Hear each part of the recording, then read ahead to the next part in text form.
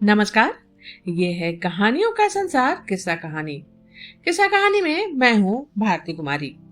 आजकल आप सबको पता ही है, मैं सुना रही हूँ भगवती चरण वर्मा का लिखा हुआ उपन्यास चित्रलेखा।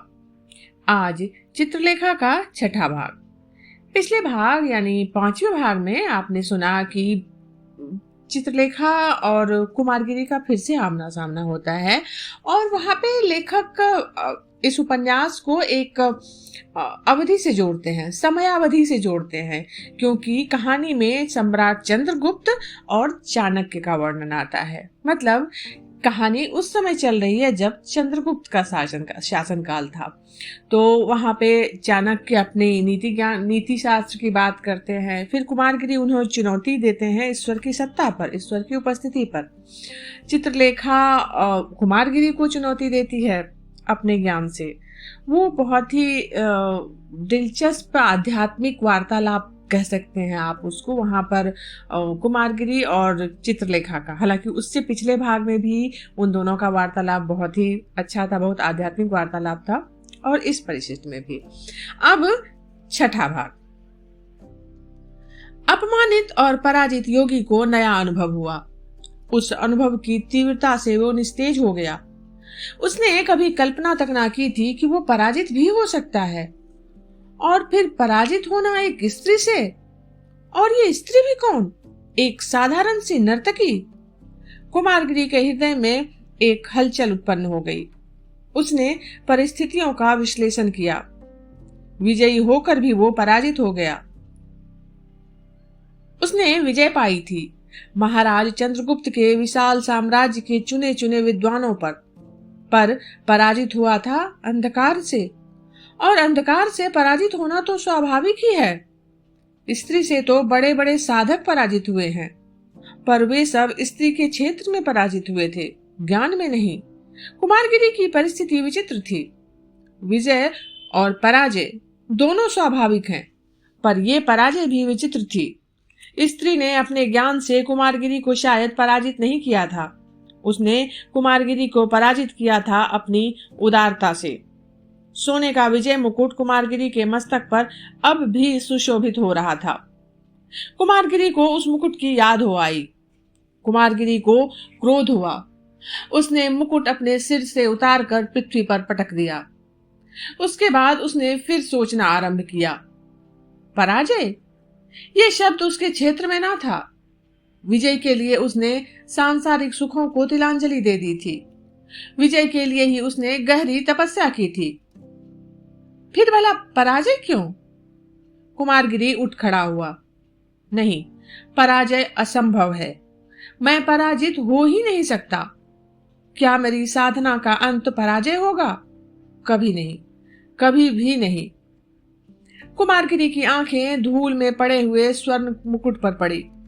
कुछ देर तक अविचलित भाव से उसने मुकुट की ओर देखा।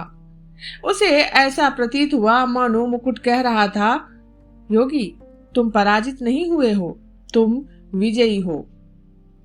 योगी के शरीर में एक प्रकार का कंपन सा दौड़ गया। कुमारगिरी धीरे धीरे उस मुकुट की ओर बढ़ा। उसके पास पहुंचकर वो रुक गया। विजय युक्त पराजय, कितनी विचित्र समस्या है। क्या मुझको इस विजय उपहार पर कोई अधिकार है?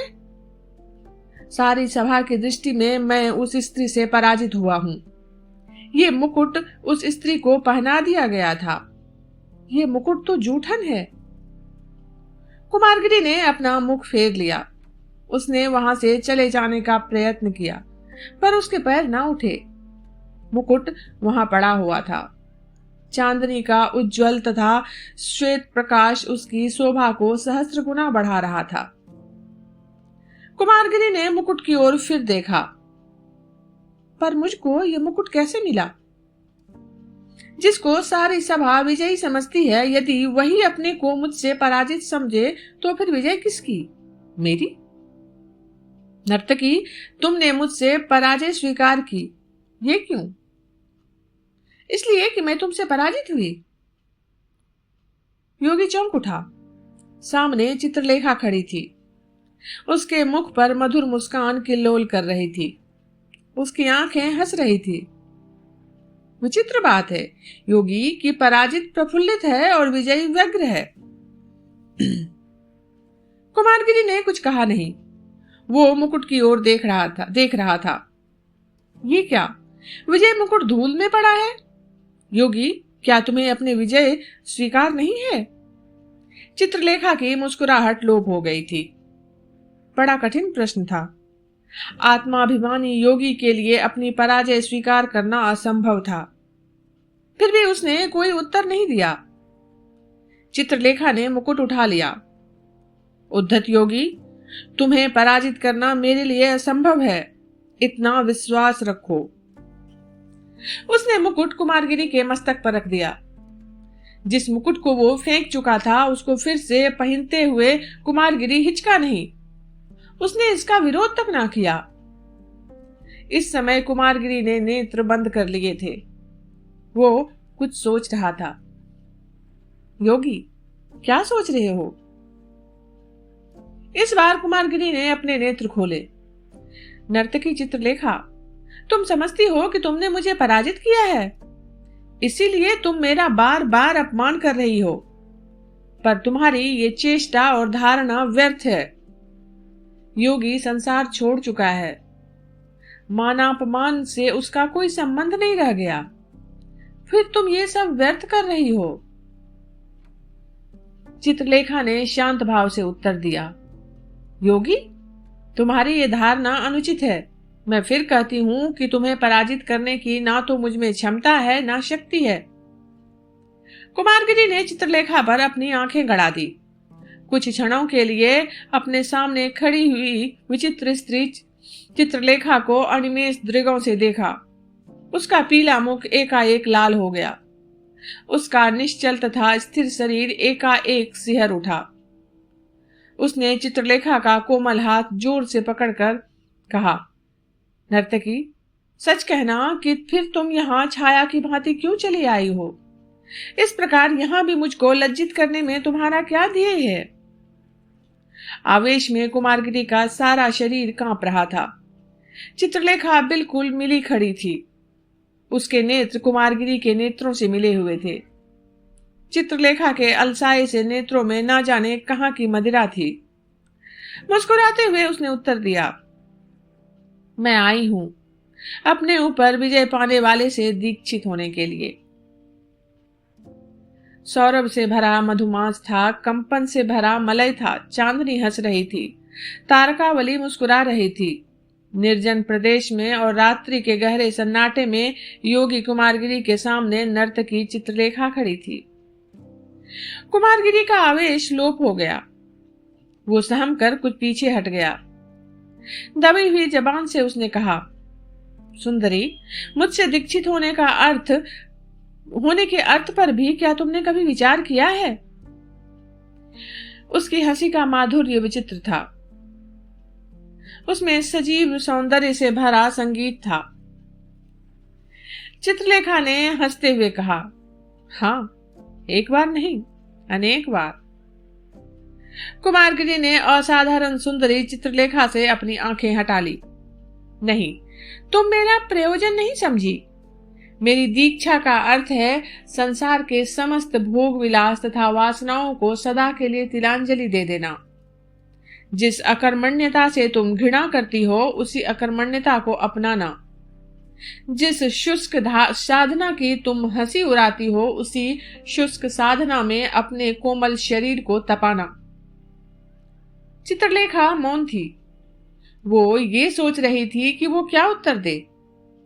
नर्तकी होते हुए भी, दर्शन के विकृत सिद्धांतों की दासी होते हुए भी चित्रलेखा को झूठ बोलने का अभ्यास न था। उसकी आत्मा का उत्तर था नहीं। उसके हृदय की प्रेरणा थी हाँ। हृदय ने विजय पाई। उसने चित्रलेखा को जीवन का सबसे बड़ा झूठ बोलने को बाध्य किया। योगी, मैं इस सब के लिए तैयार होकर आई हूं। इसके लिए तैयार होकर आई हो? कुमारगिरी निष्प्रभ हो गया। सुंदरी, तुम भूल कर रही हो। जो कुछ तुम करने के लिए प्रस्तुत हो वो बड़ा कठिन कार्य है। प्रत्येक व्यक्ति ये नहीं कर सकता। जानती हो, ममत्व का विस्मरण बड़ा दुस्साध्य कार्य है। तुम इसे ना कर सकोगी।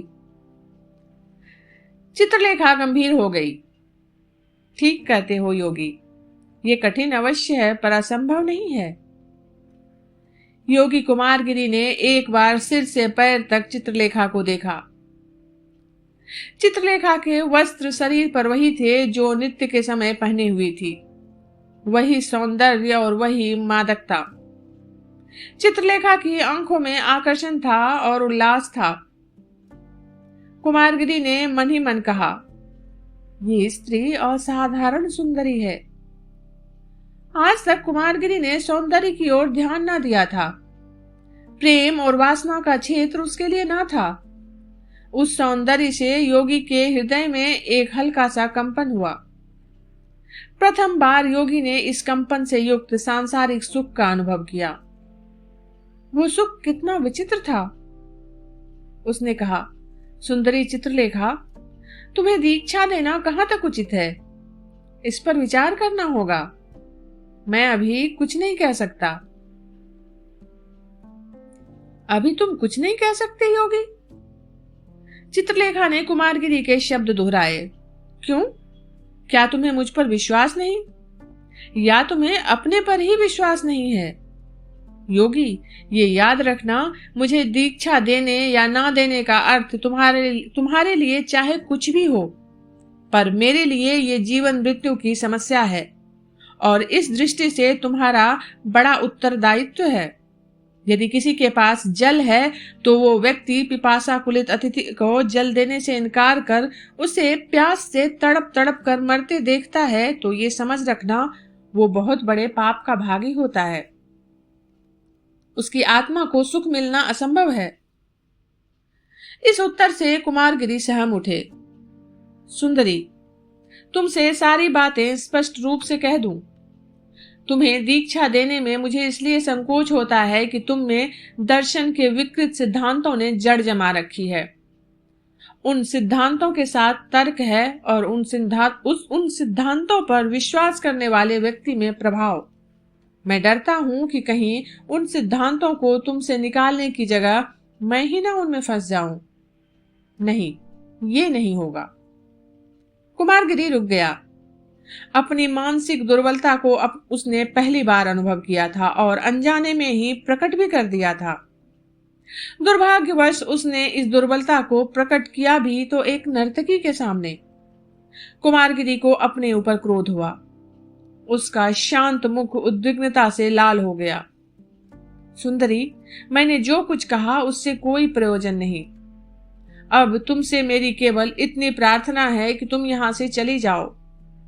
मुझे समय दो कि मैं परिस्थितियों पर विचार करूं। बहुत अच्छा योगी, यदि तुम्हें मेरी उपस्थिति से कुछ दुख होता है तो मेरा यहां से चला जाना ही उचित होगा। तुम समझते हो कि जो स्त्री तुम्हारे सामने खड़ी है वो अंधकार है, माया है। तुम्हें मेरे विकृत सिद्धांतों से भय होता है, पर ये तुम्हारी धारणा निर्मूल है। जिस समय मैं तुमसे दीक्षा लेने चली थी उसी समय मैंने अपने विश्वासों को, भावनाओं को तथा संस्कारों को तिलांजलि दे दी थी। और रही स्त्री के अंधकार तथा माया होने की बात, तो योगी, वहां भी तुम भूलते हो। स्त्री शक्ति है, वो सृष्टि है। यदि उसे संचालित करने वाला व्यक्ति योग्य है, वो विनाश है। यदि उसे संचालित करने वाला व्यक्ति अयोग्य है। मैं इस पंक्ति को फिर से दोहराती हूं। स्त्री शक्ति है, वो सृष्टि है। यदि उसे संचालित करने वाला व्यक्ति योग्य है।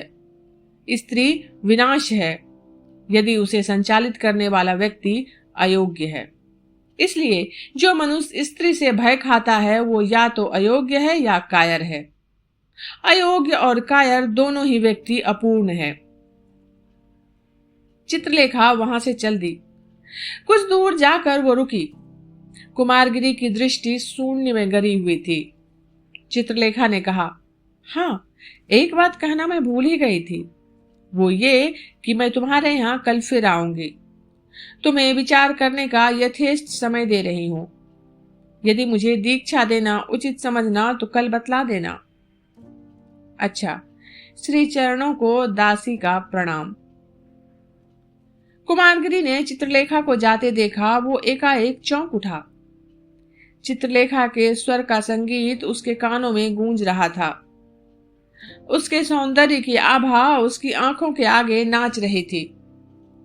वो उस अतृप्त शराबी की भांति चित्रलेखा को देख रहा था, जिसको संज्ञाहीन हो जाने का भय हो और जिसके सामने सुगंधित मदिरा बह बह कर धूल में मिली जा रही हो।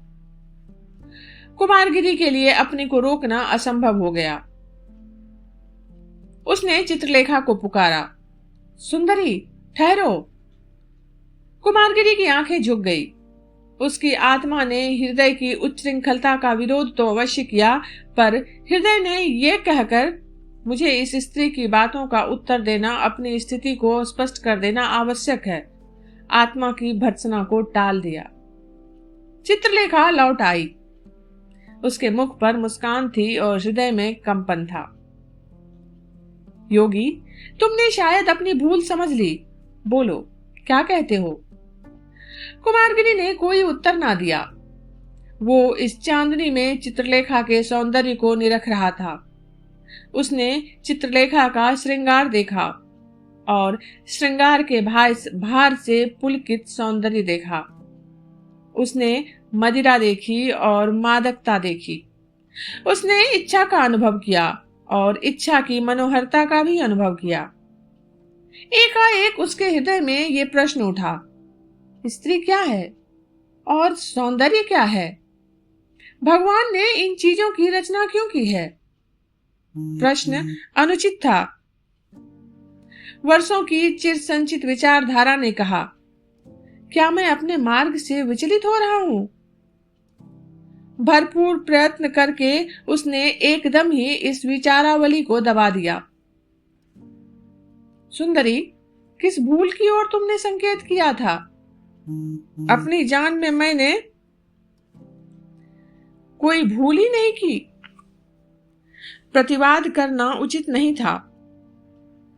देव, क्षमा करना। जिसको मैं गुरु बनाने आई हूं वो भूल नहीं कर सकता। मैं अपने शब्दों पर क्षमा चाहती हूं। हाँ, अभी तुमने पूछा था कि मैं तुमसे क्या कहना चाहता हूं, और शायद तुम ये भी पूछो कि मैंने तुमको क्यों बुलाया था। मैं स्वयं ही नहीं जानता कि मैंने ये सब क्यों किया। निश्चय ही इस बार एक बड़ी भूल की थी। फिर भी जब मैंने तुमको बुला ही लिया है तो एक बात कह दूं। वो ये है, मैं तुमको दीक्षा देने में असमर्थ हूं। असमर्थ ही नहीं, वरन ये काम मेरे लिए असंभव है। तुम्हें दीक्षा देने का अर्थ होगा शायद तुमसे स्वयं ही दीक्षित होना, और मैं उसके लिए तैयार नहीं हूं। कुमारगिरी की आंखें अस्ताचल की ओर जाते हुए चंद्रमा पर पड़ी थी। चित्रलेखा गंभीर थी। उसके मुख पर निराशा का पीलापन था। उसके नेत्रों में करुणा की छाया थी। धीरे से उसने कहा, देव, तुमने जो भूल की उसका तुमसे अधिक दुख मुझको है।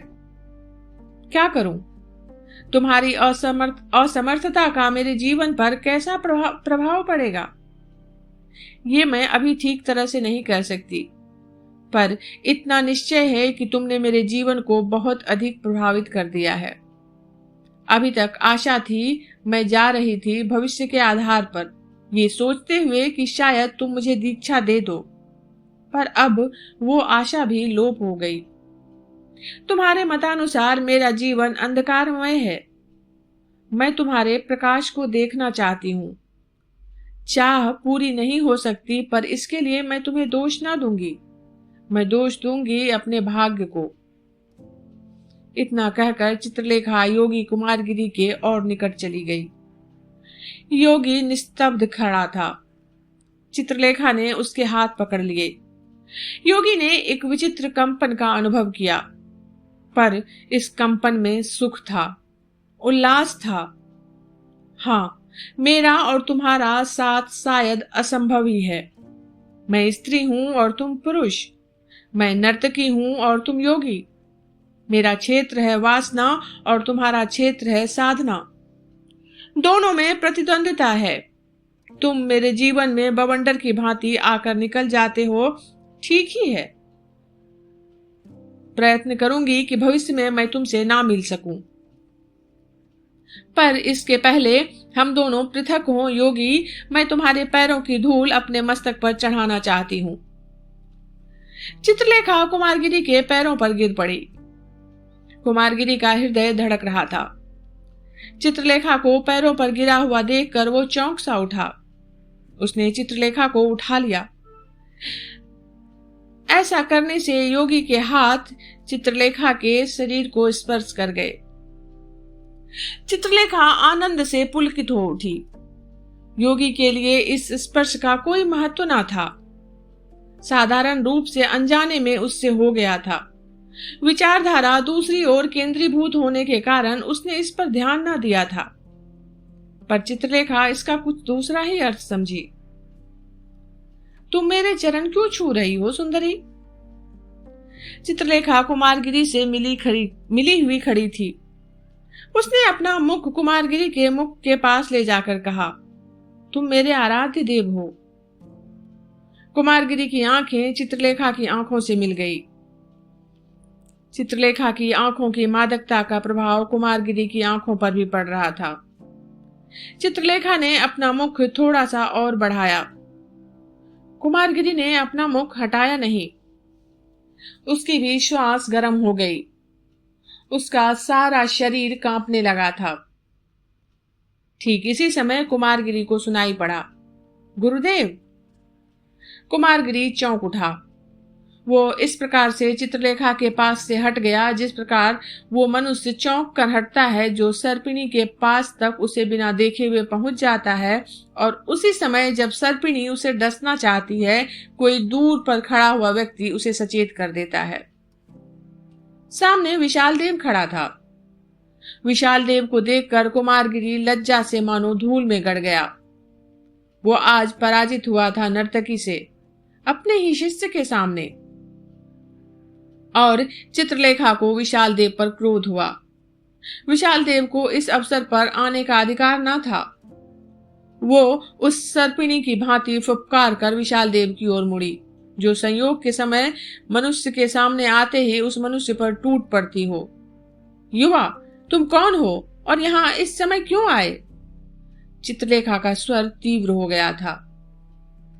मैं गुरुदेव का शिष्य हूँ, और इतनी अधिक रात्रि बीतने पर भी गुरुदेव के ना लौटने के कारण मैं उन्हें ढूंढने चला आया था। चित्रलेखा ने धीरे से कहा, हाय रे भाग्य। इसके बाद उसने कुमारगिरी से कहा, अच्छा, अब जाती हूँ गुरुदेव, पर इतना ध्यान में रखना कि मैं तुमसे दीक्षा लेना चाहती हूँ और तुमको मुझे दीक्षा देनी ही होगी।